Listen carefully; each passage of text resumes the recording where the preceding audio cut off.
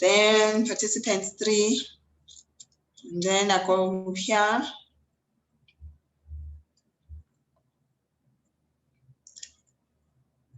Share live on Facebook. Live on Facebook, yeah. You just go and choose the page. Just so you know the details and click on that. Okay.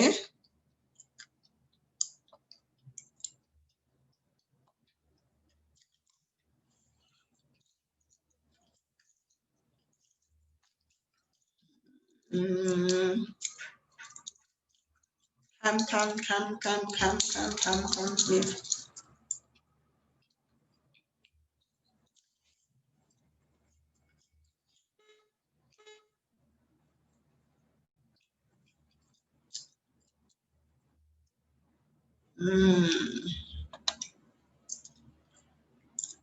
Okay. And then do I go live, right? Yeah, once you're done filling in all the details, the name of the... Oh, okay. Yeah. Wait, sorry.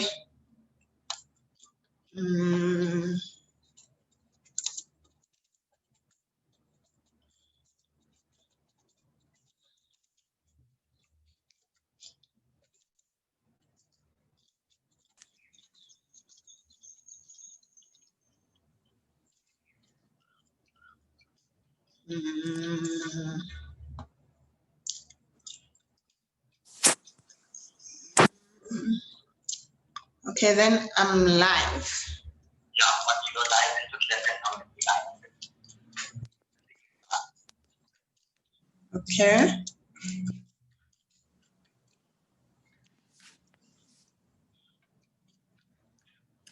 Hi, Lindy, are you there? Yes, I'm here. It says you have disabled my video.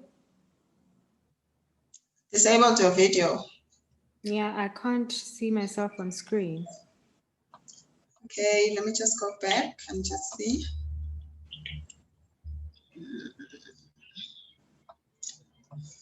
Okay. Hi, Yolanda. Yeah, Nama. Yes, Kunjani. I'm all right, Swinjan. Yes, here.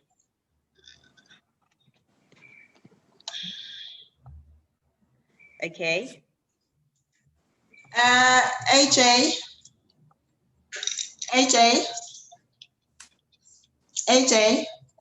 Yeah. It says they I can't see the pictures. Why is that? They need to turn their video on. Okay, Yolanda. Yes. Can you turn on your video? I said start video. It says you cannot start your video because the host has disabled it. The host. It says, where do I enable it? Can you enable? Oh, okay, you're gonna enable the videos. AJ?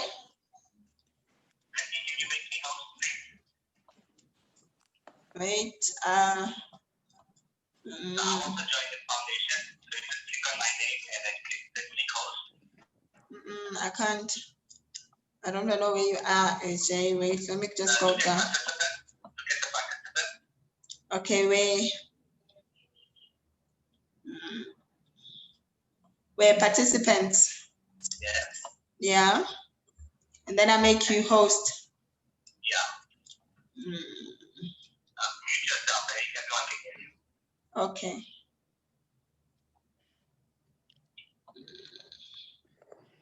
I've made you host.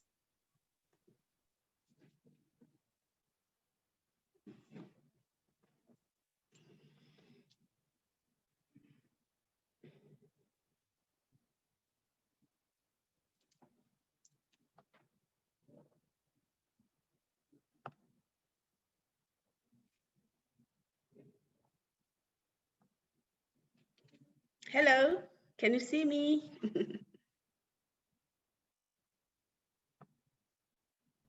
Yolanda? Yolanda?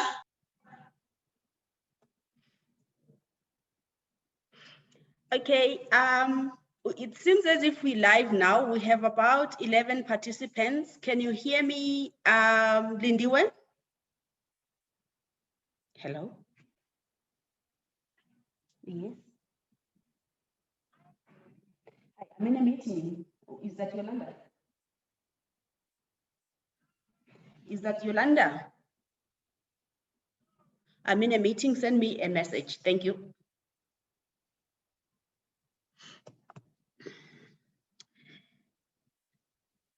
Hello, can you hear me, Lindiwe?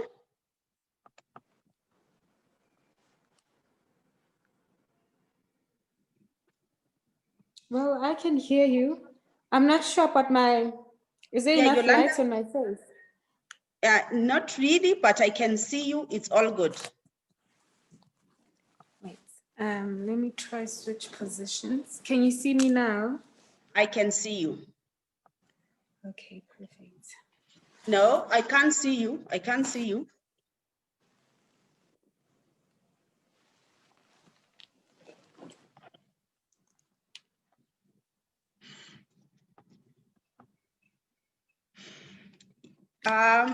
We may need to start, Yolanda. We have about 11 participants in the room. And I'm asking, yes, I can see you. I'm asking are you going off again? So we can just proceed through voice, through audio until you come live on the screen. I just want to check with Lindiwe. Are you streaming live now, Lindiwe? And AJ, are we streaming live now on Facebook? Yes, actually, I can see it there at the top. It says live on Facebook. Wonderful. Let's start. We have about 11 participants already in the room. I can't see your face. It came and disappeared just now. Can you see it now? I can see you now. Okay. Yeah. It's disappearing again. Sarah, you'll only see Yolanda when she talks. Oh, okay, great. So Yolanda, you can start the conversation then. Okay, well, we would like to welcome everyone that has joined our live today. Today we are discussing about a project called Masibambisane, Gender-Based Violence and Femicide-Free Zones. We are creating free, safe zones within our community's traditional healers, and this live session is aimed to educate you more about the project Masibambisane, Gender-Based Violence and Femicide-Free Safe Zones within the practice of traditional healers. I am Yolanda, the founder of Young Sangoma Empowerment, where we empower the youth in traditional healing. And I'm not alone. I am with Sarah Mota. She's the director, project director of vulnerable groups in South Africa. And she will be telling us more about the Foundation for Human Rights.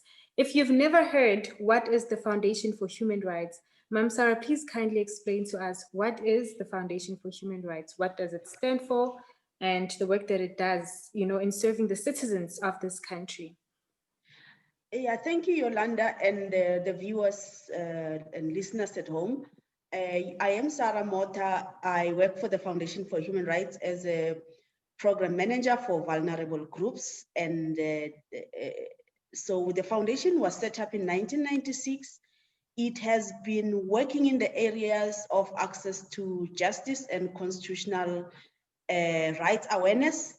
And in the past 5-6 years under the Socio-Economic Justice for All program, we've been broadly promoting the Constitution of South Africa, especially the aspect of the social and economic rights issues.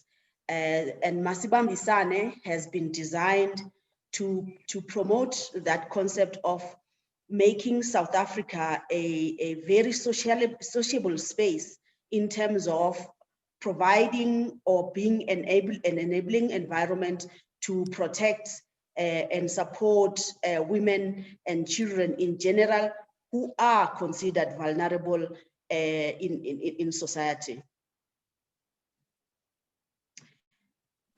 Well, thank you so much for that introduction. It's very informative. Well, I would like to come in and explain to you more about Young Sangoma Empowerment.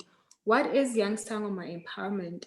Young Sangoma Empowerment is a youth-based organization that empowers the youth in traditional healing through the challenges, social challenges, and that we face within our community and our practice as traditional healers, through skills development for the youth in traditional healing. And the main focus is to create the future of the practice that we will be proud of. The reason why we are working together with the Foundation for Human Rights is to create safe spaces within our practices as traditional healers. There are challenges within the practice of traditional healing where initiates get victimized in the name of training, in the name of their religious beliefs, which is an ancestral inheritance. They get victimized through rape, through emotional abuse, and so forth. So we have reached out as the Youth in Traditional Healing with the Foundation for Human Rights to help us create a safe practice for all citizens of South Africa. And this initiative is through a healer's pledge, where a healer pledges their safe space, well, their practice space as safe for all citizens of South Africa. Through the gender-based violence and femicide that we are exposed to in this country, we need those communities that will stand up and pledge and say, I am safe for you. So we are creating these safe zones within our practice space through the Foundation for Human Rights in funding or partnership with the European Union, where we are educating ourselves more about basic human rights. How can we, as traditional healers who are in service to humanity, who are in service to the citizens of this country, how do we make sure that we respect their basic human rights?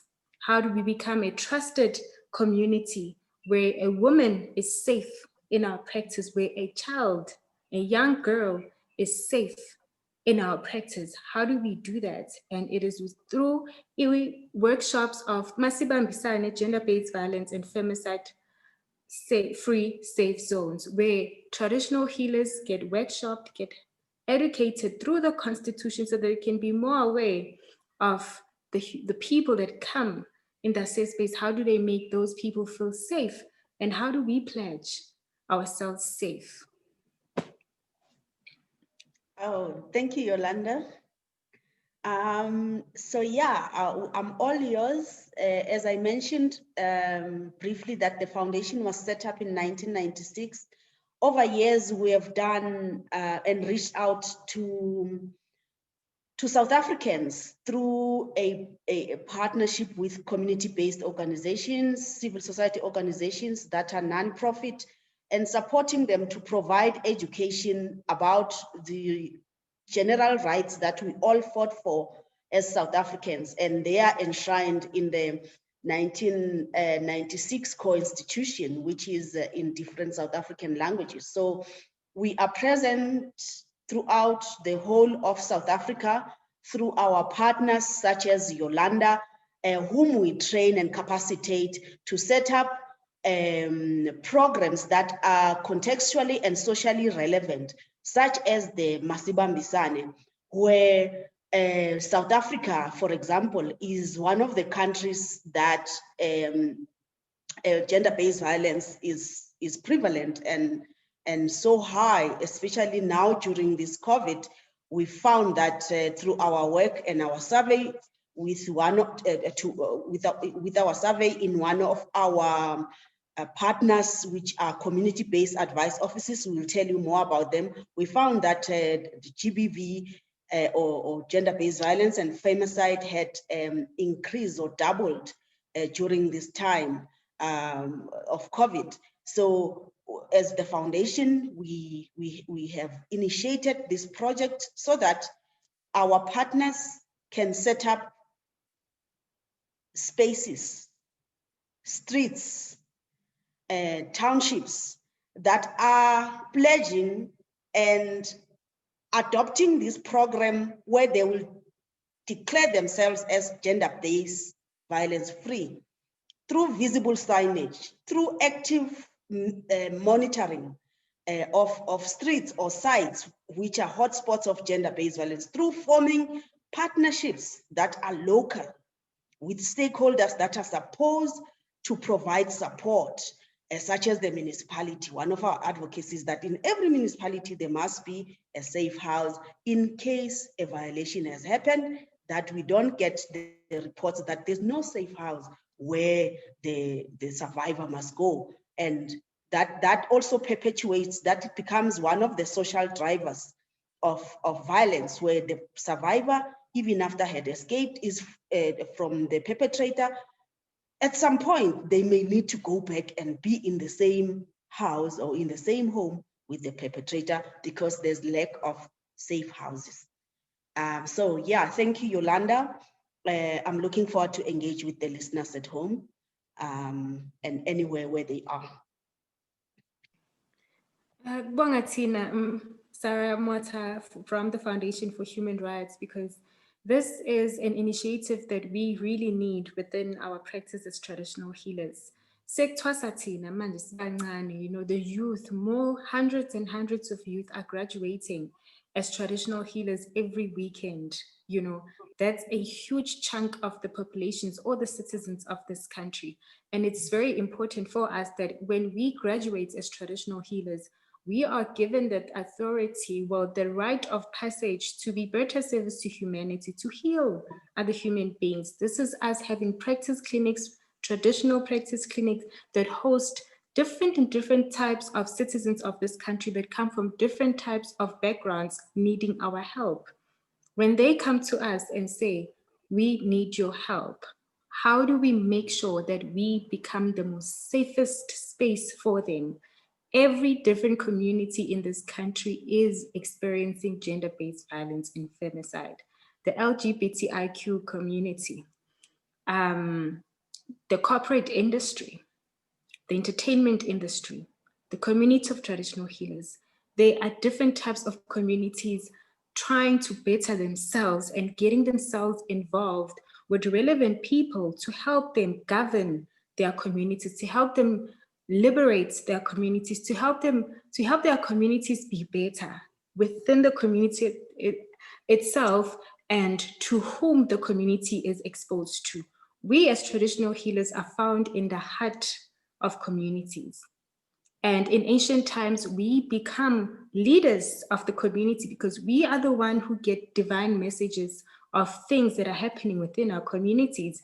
We are the first people to go to if a community member is ill and needs some sort of healing or a light in direction of what life they need to take, well, direction in their life. And we are as important, we are that important to our community. So it is important for us to educate ourselves on how we can make sure that our practice spaces are safe. During the chaos, during this unfortunate circumstance of the rising, stats of gender-based violence and femicide, the killings of women and children, as the community of traditional healers, we see it in the media that traditional healers are allegedly responsible for the killings, the body butchering of body parts. Our name is all over that. How do we make sure that it stops? How do we get genuine healers of this practice that are here to serve and heal the community and not destroy it? How do we give them an identity? How do we separate them from those who commit these crimes? Because there are elders and the youth in this community of traditional healers who are very genuine and are willing to participate in programs that will educate them more and give them that identity of moving with all the communities that are actually moving in the positive side in serving the community and not destroying the community. This is an image that we need to recover as traditional healers. We need to recover our dignity and make sure that the future of this practice is as positive and as contributing to the community that is exposed to in the most positive way. And we begin one step at a time by educating ourselves, by creating our spaces as safe zones, by reaching out and being involved with other stakeholders that are going to contribute in this journey of recovering the dignity of this practice and being one of many trusted communities in this country. Wow, so eloquent, so eloquent. Definitely, as the Foundation for Human Rights, with this program of creating gender-based violence and femicide-free zones, it's based on the fact that through our work over years, we have observed and documented that impunity is a huge problem in this country, where no one wants to take responsibility, where no one needs, is taking account, is being accountable to the issues of gender-based violence. You find that sometimes the complaint will be the blame will be towards the South African police services, where a victim or survivor has reported, and it becomes a joke and is referred back to the same perpetrator to go and resolve the problems. In fact, on that note, we have received an apology from one of our main partners, our main stakeholder, who actually has been an enabler and an interlocutor for us in the space of gender-based violence. That is Major General Bafana Linda, who is leading the FCS unit in South Africa at the national level for SAPS, who has been instrumental in, because this Masibambisane program of creating gender-based free and femicide-free zones has come out of a national training we did in 2018 and 2019, where Major General Linda, for example, brought in senior SAPS officials from different provinces. So he was able to coordinate their participation in a training that was provided by the Foundation for Human Rights on forensics and medical aspects of gender-based violence, including the legal aspects. So he was very, very instrumental, and we have had partnership with him for over years now. He has sent an apology. So through that training, where we were able to train senior level of SAPS or police officials, we in the same room, we also brought prosecutors, forensic nurses and forensic doctors, legal aid, civil society in the sector of gender-based violence, and forensic social workers.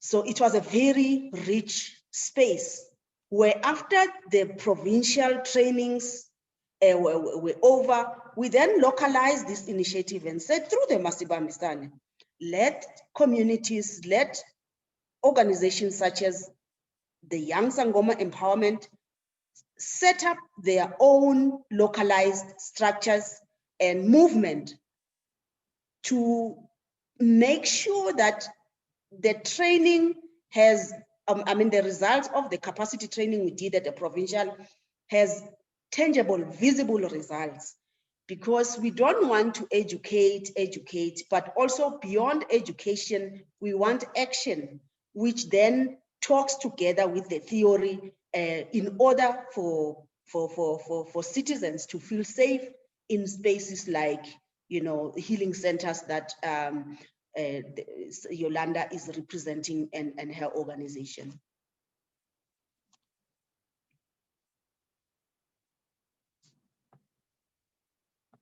It is. Well, thank you, Sarah. There's a question I would like to.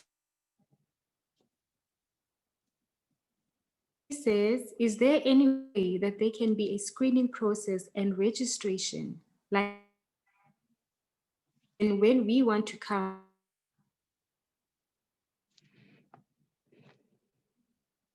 is of a traditional healer? And then the reply was, no, Yolanda, I'm saying for all of you, I'm just a guest. I'm thinking of a solution for you.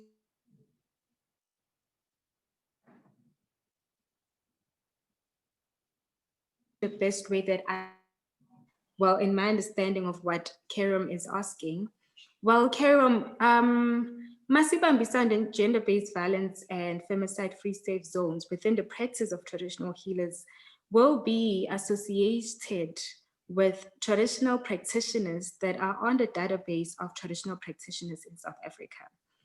It's a database where traditional healers are registered and where you can check if a certain healer is actually registered.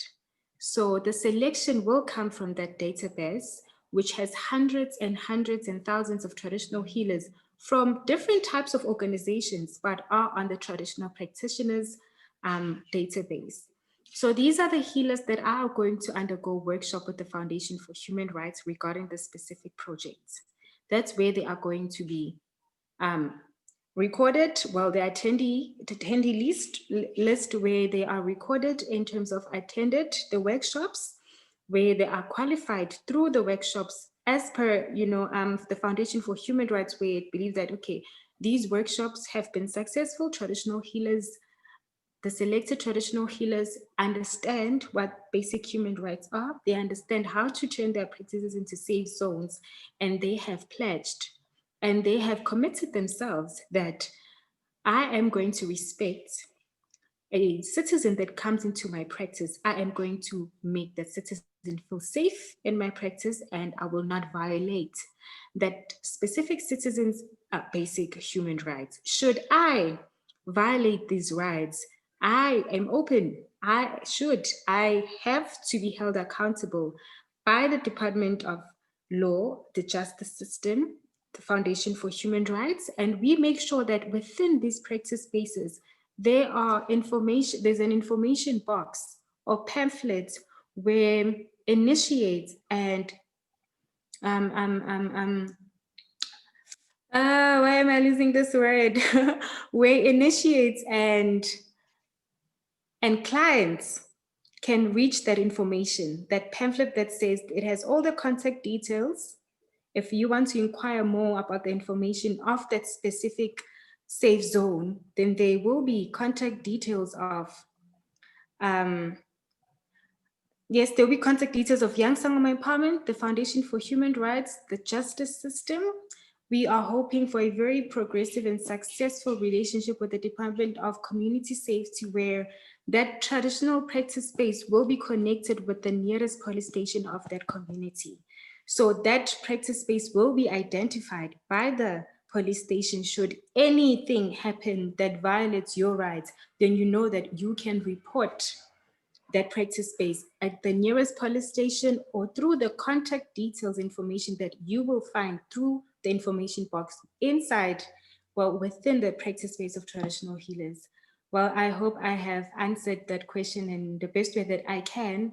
However, the Foundation for Human Rights, Sarah, will give us more information on that regard. Thank you. So as I indicated earlier, 2018, 2019, we're training a certain layer of leadership that included civil society organizations. Amongst these civil society organizations, such as Yolanda's organization, we requested them to apply, sorry, and for this partnership for Masibambisane. Rightly, Yolanda has indicated from the grantees, such as Yolanda, we will then give capacity to the substance of what this program is about, what legislation is available to protect individuals that come into the hands of healers, for example, or into the hands or into some form of encounter with any individual, right? It could be somebody who has come for the services that so Yolanda is providing, or corporate interacting with themselves, amongst themselves.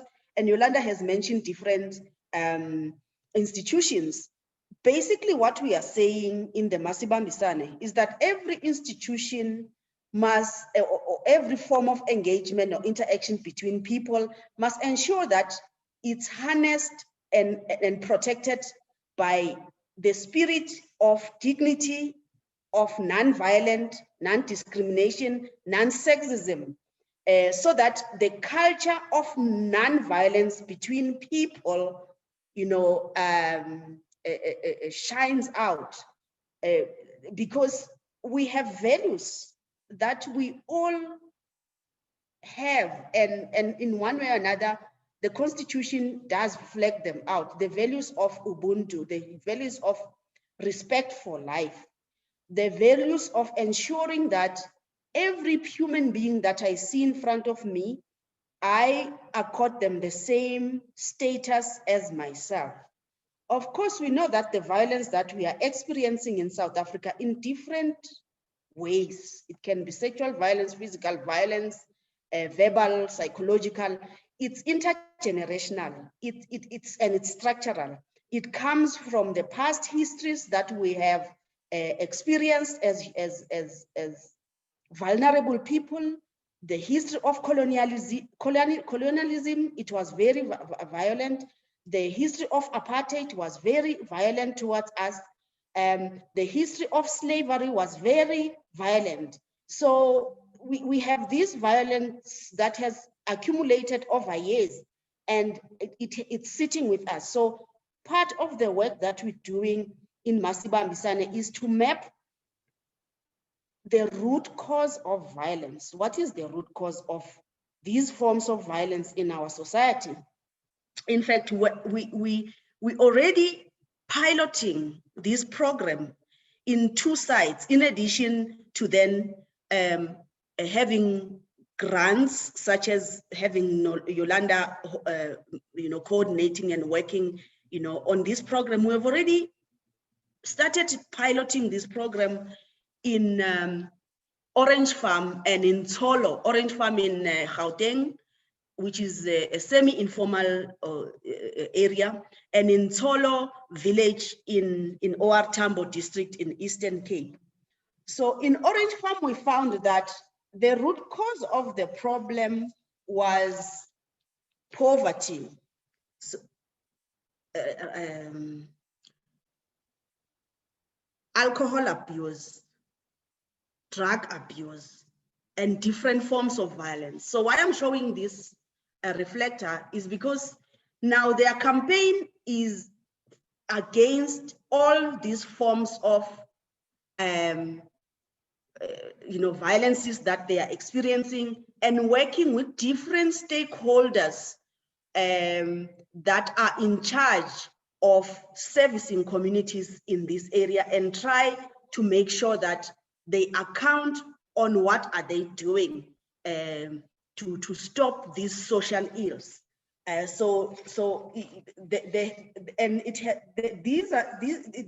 bibs are for monitors, so they wear them visibly in the street, and even when they are seen by the stakeholder that is in partnership with this program, they are able to be identifiable, but there's a clear, strong message on what they are promoting. So this violence that we're talking about, we understand it within a context where intergenerationally violence has been a way to rule, a way to manage different populations in a very negative way. So it's very important that somehow when we talk about this message, this program, we see it as a program that attempts to look at this issue in a holistic way, by also working with young men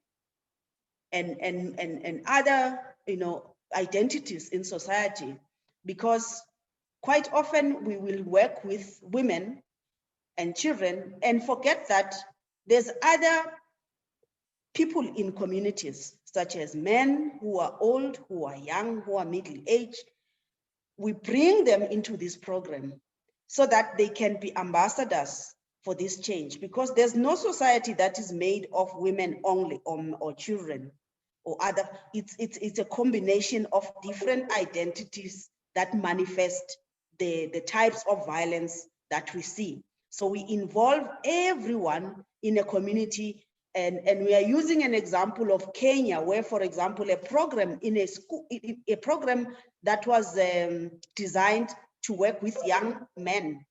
In 3 months, it showed that 50% of the violence that was happening in those schools in particular was eliminated by 50%. So it's one example amongst many examples that when you work with all sectors of society, having a holistic approach, then you are able to root out the seeds or the trees or the weeds that are not needed in communities to flourish.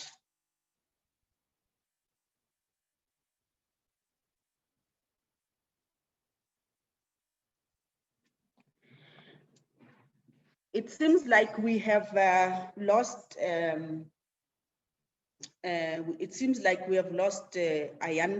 Yolanda. So I'm just getting cues from our communications as to what is happening. I've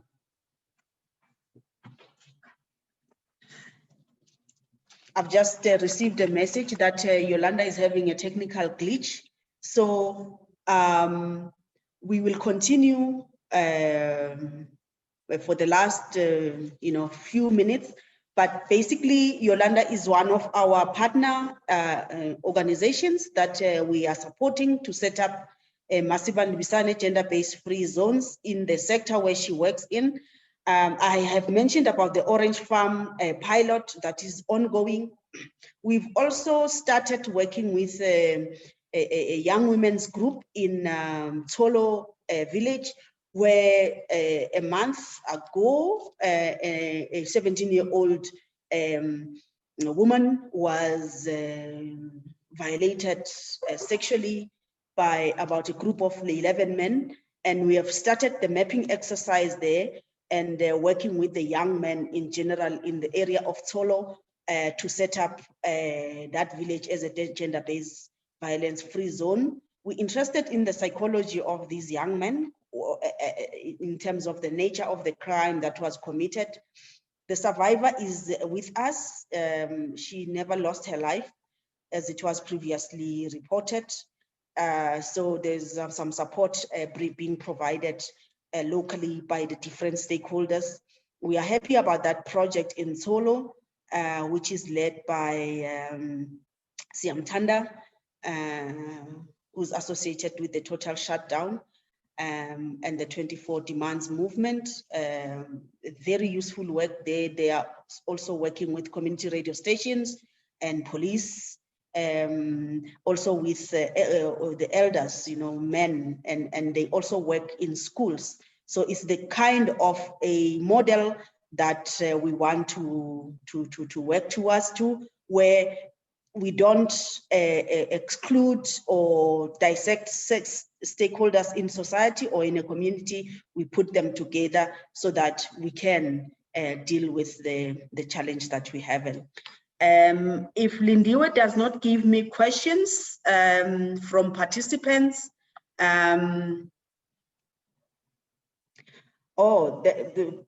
there's a question from one of our participants. Golisi is asking, are male initiates going through the same treatment as their female counterparts in the traditional healing environment? I guess our main host Yolanda can respond to that. But generally, sometimes media reports do indicate that such kind of violations do happen also to male initiates, but with facts, we can confirm that with our main host. Karim is just giving a comment to say thank you, everyone. This was so informative. I love this initiative and look forward to staying abreast of the progress on this fantastic initiative. Thank you, Karim. So Yolanda is back. She doesn't have a screen. Thank you, Yolanda. we have informed our listeners and viewers at home that you are having a technical glitch. So our understanding is that Yolanda will not be showing the face on the screen, but over to you, Yolanda, your last questions, if any. But I think there's a thing you raised about contact details and how it can be accessed as the foundation. So basically, we are present in all provinces, and we are providing information to our partners such as Yolanda for where survivors can go for help. We have what you call community-based advice offices. They provide free legal service to the indigent who cannot afford legal fees, which are skyrocketing. These are services which are provided free, that are funded by the Foundation for Human Rights with the support from our partners, the European Union. Yolanda? Okay, can you hear me? Yes, we can hear you. Okay, I would like to touch base on the question that came in. I've lost it now because I had to reconnect to Zoom. He asked if male initiates also go through the same ordeal as female initiates. Well, yes, violence has no gender.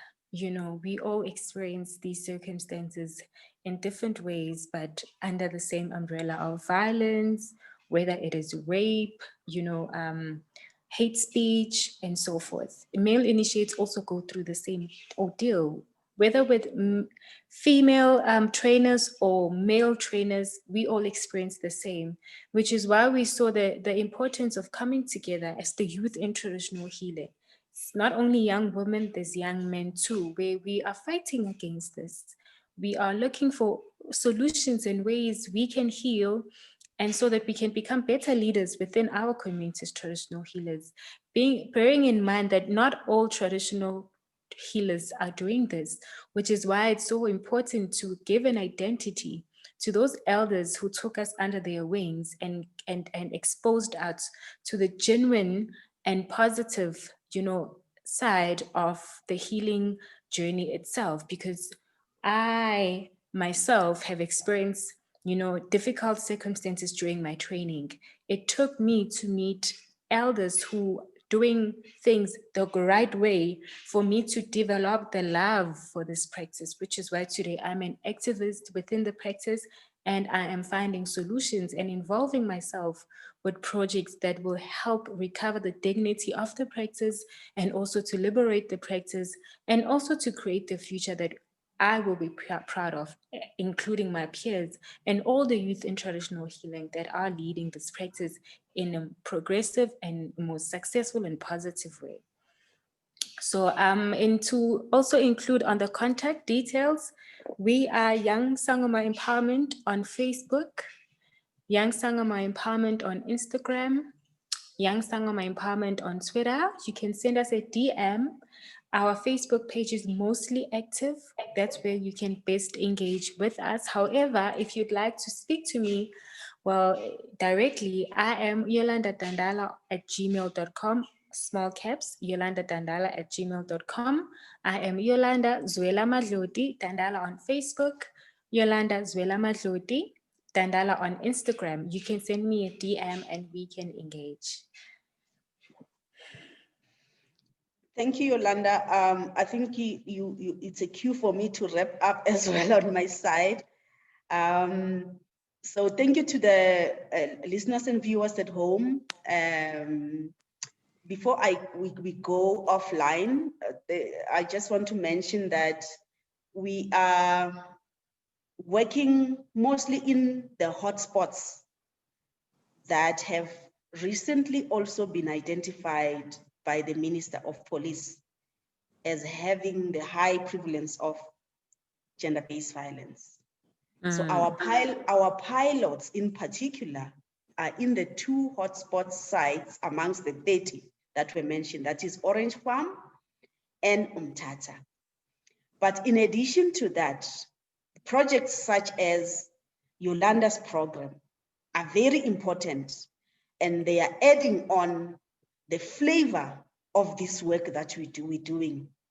So it's a continuation of expanding it to 18 sites. So we'll be having 20 active sites where we are piloting the Masibambisane. And Yolanda mentioned clearly, it's about taking a pledge. So all those that we will train, they will take a pledge to declare themselves and their communities, their spaces as gender-based violence-free spaces and zones. By having one of the examples that I've already used, it's beeps like this, it's reflectors that you are coming to a gender-based violence-free zone. But also some projects like Yolanda, they will have signage at their reception, at their gates, where initiates are welcomed in a space where they are protected, they are free to engage with some respect accorded to them by the healers, the trainers, because they are now vulnerable in the hands of someone who must work with them. So initiates will be confident that they are in a space where they are protected, and they will have information that is available to them on where to go when they are being violated. Us as the Foundation for Human Rights, we are easy to reach. On Facebook, we are Foundation for Human Rights. And on Twitter, you just go for FHR Rights, it's RR.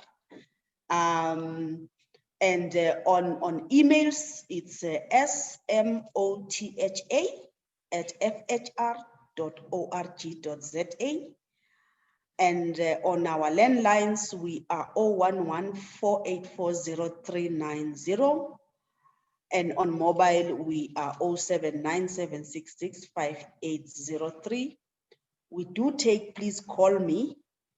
But if you really have a pressure, you can send a WhatsApp. But I can promise you a please call me will work better than a WhatsApp. If you have long things to say, just send an email if you have access. But a please call me works for all people, majority, because of the issue of data. So thank you, Yolanda, for being back. We could hear you loud and clear. And we're looking forward to engage more with you. We know that you also have some platform on radio. And we have promised last week to our viewers today, of whom they are seeing us for the first time, we were live on Twitter, I mean on Instagram on the same topic. Yes, on the same topic, where we introducing Masibambisane to our South African and broader, communities around the world, everywhere. So thank you very much. We're looking forward to engage more. These are my last words. Keep safe, and we hope to see you again soon. Thank you for hosting me, Ngiyabonga. You're welcome.